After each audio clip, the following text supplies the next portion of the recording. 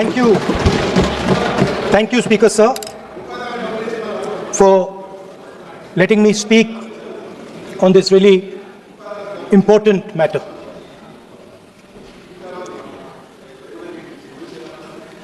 Speaker Sir, have you ever wondered why Mahatma Gandhi laid such emphasis on khadi? Why was it that he framed the entire Indian freedom struggle around the concept of khadi? And why is it that he only wore khadi? Because khadi is not just a cloth. Khadi is the expression of the people of India. It is the imagination, it is the sentiment, it is the productive force of the people of Aaj Pehnao Khadi. It is the expression of the people of India. Speaker Sir, whichever state you go to, you will find different fabrics. There's the Himachali cap, Assamese gamcha, Banarsi sari, Kanchipuram sari, Naga jacket, and you will find that all these fabrics represent the people. When the people of Assam give you the gamcha, they're not just giving you a piece of cloth. They're giving you an expression. They're giving you a piece of their history, their tradition, their future, their imagination. It's the same when the Nagas wear their jacket. When they come and see us, they make us wear the jacket because they want us to be embraced by the fabric. But Speaker Sir, these fabrics are beautiful. But if you look slightly deeper and you look closely at the fabric, you will find that each one of them has thousands of little threads embracing each other. A Kanchipuram sari might have a golden thread, but the golden thread means nothing without the green thread or the yellow thread near it. The other thing to notice about the sari or any other fabric is that all the threads are equal. No one thread is superior to another thread. They all come together. The threads cannot protect you. The threads cannot keep you warm. But when they come together as a fabric, they can keep you warm, they can protect you, they can express what you have in the heart.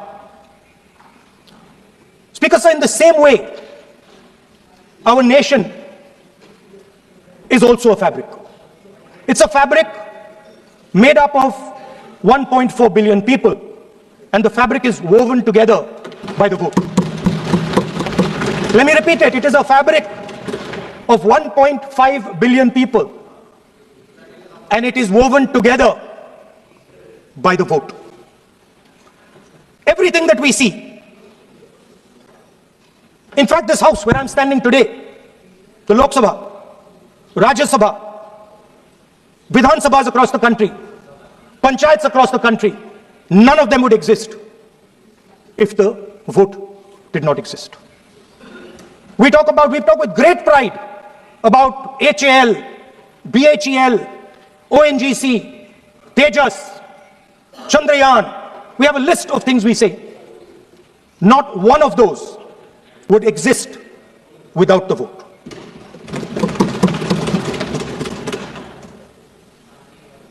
Speaker Sir, it is the idea that every thread, every person in the Union of India is equal that disturbs my friends in the RSS. They are happy to see the fabric, but they cannot stand the idea that every single person in the fabric of our country, regardless of what religion they come from, regardless of what community they come from, regardless of what language they speak, should be equal. Because they fundamentally do not believe in equality. They believe in a hierarchy, and they believe that they should be on top of that hierarchy. Speaker sir, on the 30th of January, 1948, 3 bullets pierced the chest of Mahatma Gandhi. Nathuram Godse assassinated the father of our nation. Today, our friends do not embrace him. Today, our friends have pushed him away. It's an uncomfortable truth. But that's not where the project ended. You see, as I said, everything has emerged from the vote. All the institutions have emerged from the vote. So it's obvious that the RSS has to capture all the institutions that have emerged from the vote. So the project, after Gandhiji's assassination, the next step of the project was the wholesale capture of India's institutional framework.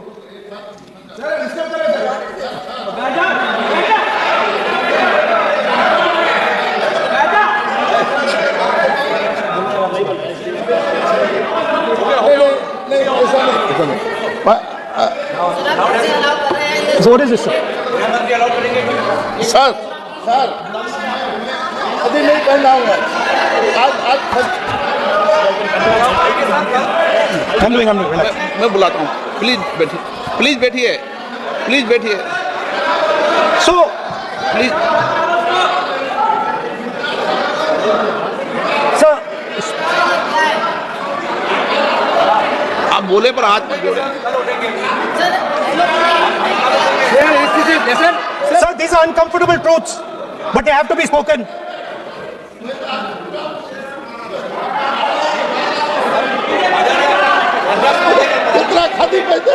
थोड़ा बता दे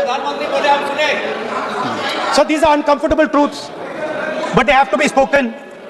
My friends don't like the connections I'm making. They're disturbed by them. It's obvious.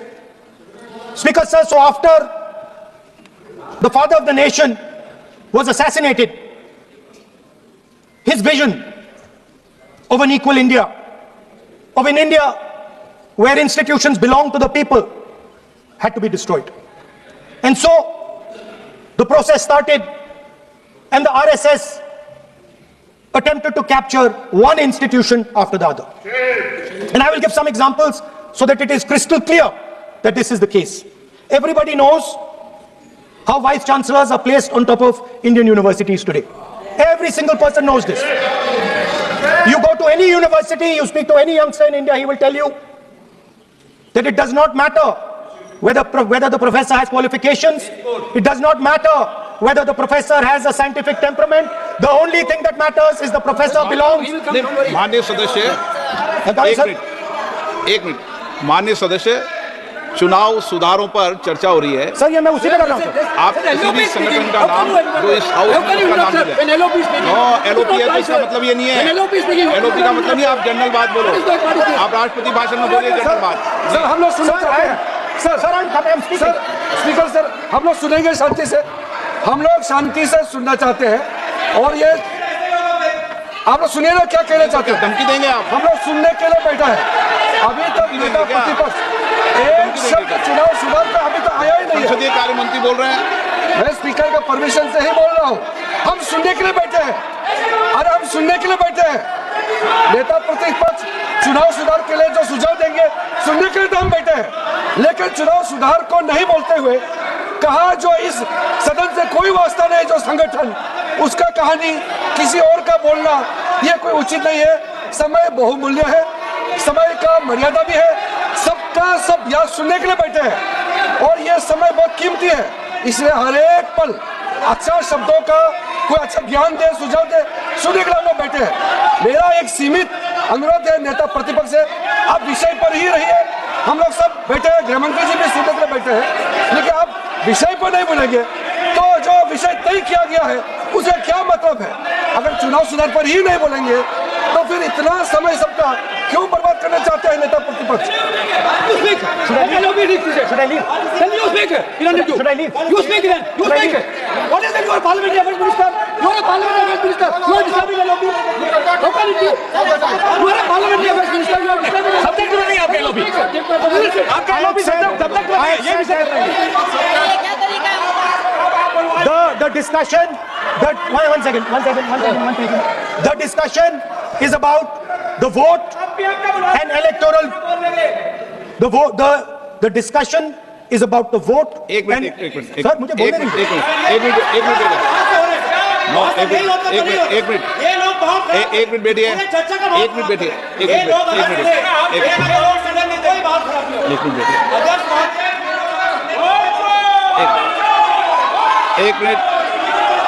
एक minute बैठिए, माननीय सदस्य मैं बैठे बैठे unofficially बोल रहे हैं, उस विषय बोल रहे हैं, सदन की गरिमा को बनाए रखें, आसन को चुनौती देने का प्रयास मत करिए, ये ठीक नहीं है। Speaker sir, I want to make it very clear. Please. Speaker sir, I want to make it very clear. The discussion is about votes. The discussion is about the stealing of votes. The discussion is about the SIR, and I am framing my discussion about votes. Yes. And what is happening here is patently unfair. I am not being allowed to speak. I am being disturbed, and I put my protest here. That is I have done absolutely nothing wrong. I am talking about the subject. In order to capture the vote, you have to capture institutions. I am saying that institutions of India are captured, and I will come to the point, which is election commission is captured. So the project of the RSS was to capture the institutional framework of the country, and I said how the education system has been captured.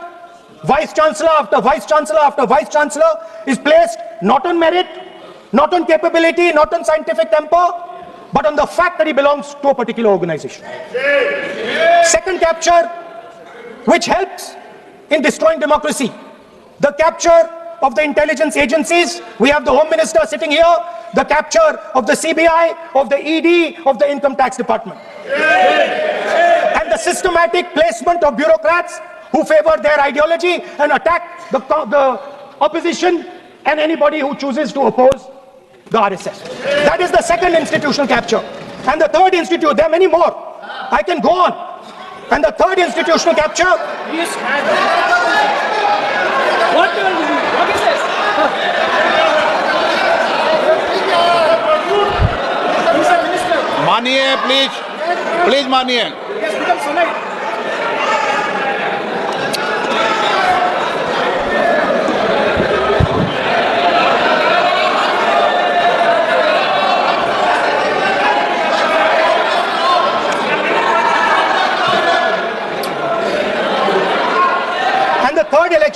The third capture of the institution that directly controls the election system of our country, the Election Commission. Now, I'm not saying this without proof. I have put forth adequate proof about how the Election Commission is colluding with those in power to shape the elections. But I want to ask three questions first, which will make it very clear that the BJP is directing and using the Election Commission to damage India's democracy. The first question, why is it that the CJI was removed from the selection panel of the Election Commissioner? What motivation could there be to remove the CJI? Do we not believe in the CJI? Of course we believe in the CJI. Why is he not in that room? I sit in that room. It is so-called a democratic decision. On one side, Prime Minister Narendra Modi and Mr. Amit Shah. On the other side, the leader of the opposition. I have no voice in that room. What they decide is what happens. So the first question, why is the Prime Minister and Amit Shah so keen on choosing exactly who the Election Commissioner is going to be? Second question, and even more devastating question. No Prime Minister has done this in the history of India.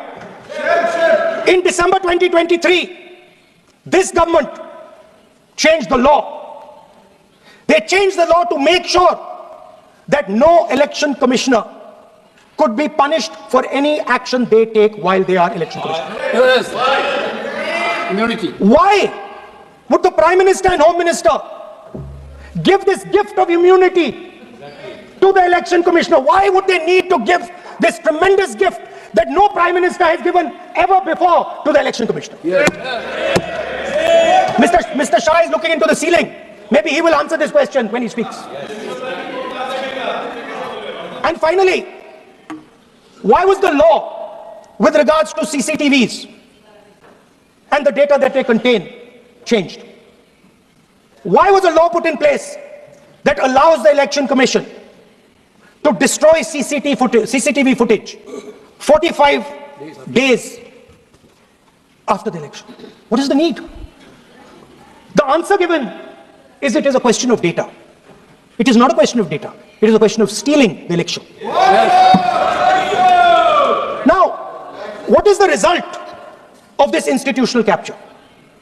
What is the result of controlling the Chief Election Commissioner and the Election Commission?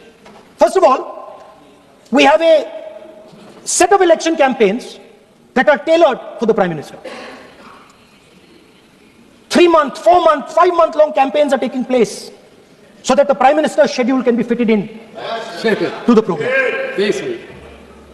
Second, we have a Brazilian woman who appears 22 times on the voter list of Haryana.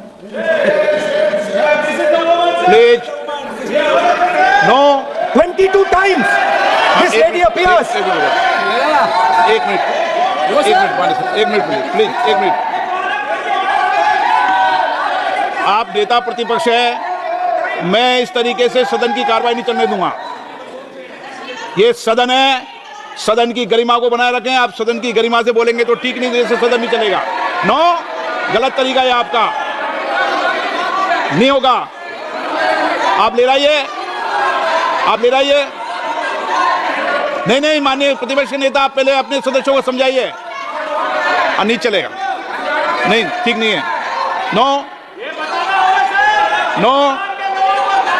नहीं, बिल्कुल नहीं चलेगा. अगर आप sir माननीय प्रतिपक्ष के नेता, आप अपने सदस्यों को गरिमा समझाइए. सर, बट ये तरीका आप इतने सालों तक यहाँ पर रहे, ये तरीका उचित है क्या? सर, विरोध का तरीका होता है, लेकिन ये उचित तरीका नहीं है. तरीका इधर पे नो, उधर का तरीका क्या है सर? नो, सबका तरीका उधर से होगा, उधर से भी बोलेंगे, इधर से बोलेंगे, सब जगह से बोलेंगे. Speaker sir, I don't agree with the showing of photographs here, but it is a reflection of our democratic structure. This is what is happening in our democracy, that you're not allowing us to show. This Brazilian woman has appeared 22 times on the voter list in Haryana. And not only that, there is one woman whose name has appeared 200 times, more than 200 times in one booth in Haryana. And it is very clear, and I have proven without doubt, that the election of Haryana was stolen and the theft was ensured by the Election Commission of India. I've said it again and again and again. Now, nowhere has the Election Commission answered my questions. The Election Commission has not told me why this lady's picture has appeared on the polling list. They have not told me why lakhs and lakhs of duplicate voters are existing. They have not told me why a BJP leader is coming from Uttar Pradesh to vote in Haryana. These are straightforward questions. And there is clear proof which I have put in front of the country. Right? But the Election Commission has no answer to these questions. And that is the result of the complete capture of the Election Commission by the people across the aisle. By the way, you're talking about SIR in Bihar. Let me say something about SIR in Bihar. Why is it that after the SIR in Bihar, 1.2 lakh duplicate photos are existing in Bihar, in the voting list? If you've cleaned up the voting list, why are there 1.2 lakh duplicates in Bihar? And we've not just proven this about Haryana. We have proven this in Karnataka, we have proven this in Maharashtra, and I'm absolutely certain this is how you're winning elections in Madhya Pradesh, in Uttar Pradesh, in Bihar, across the country. Now, Now, so what I'm putting on the table is, it is very clear that you've captured the institution. I've shown the mechanism of that capture. I'm also showing you how the Election Commission is doing things that are completely out of line. I'm not getting any answers. Right? So now let us come to how, when we're talking about electoral reform. Electoral reform is very simple. The point is, nobody wants to do it. The government doesn't want to do it. What does electoral reform require? What we've been saying. Number one, give machine-readable voter lists to all political parties 1 month before the election. That's the first step. The second step is take back the law that allows the destruction of CCTV footage. Very simple, not difficult. While you're doing that, also tell us what is the architecture of the EVM. Give us access to the EVM. Let our experts go and see what is inside the EVM. Till today, we have not had access to the EVM. We are not shown the architecture of the EVM. We're not physically allowed to go and see an EVM. Give us the architecture. Give us access to the EVM. And finally, please change the law that allows the election commissioner to get away with whatever he wants to do. That's all the electoral reforms you need. And I want to assure the election commissioner that they might be under the impression that this law lets them get away with it. Let me remind them, don't worry, we are going to change the law, and we are going to change it retroactively, and we are going to come and find you. Right? So this is the situation that the country is faced with. You know, everybody says to us, India is the biggest democracy. Actually, I was thinking today, we're not just the biggest democracy, we're the greatest democracy. And I'm not saying it just like that. I'm saying it, America calls itself the oldest democracy. But the democracy that weaves together the largest number of people, the largest diversity of people, the largest number of languages, the largest number of states is this country. And so our most powerful asset, the thing that stitches together the entire concept of modern India, stitches together the fabric of modern India, brings people together, allows them to build this great nation, is being attacked by these people. They're destroying it. You know they're destroying it, I know they're destroying it, and they know they're destroying it. And I'd like to conclude by saying that the biggest anti-national act you can do is vote Chori. There is no bigger anti-national act that you can do than vote Chori. Because when you destroy the vote, you destroy the fabric of this country. You destroy modern India, you destroy the idea of India. So I'd like to conclude by saying, vote Chori is an anti-national act, and those across the aisle are doing an anti-national act.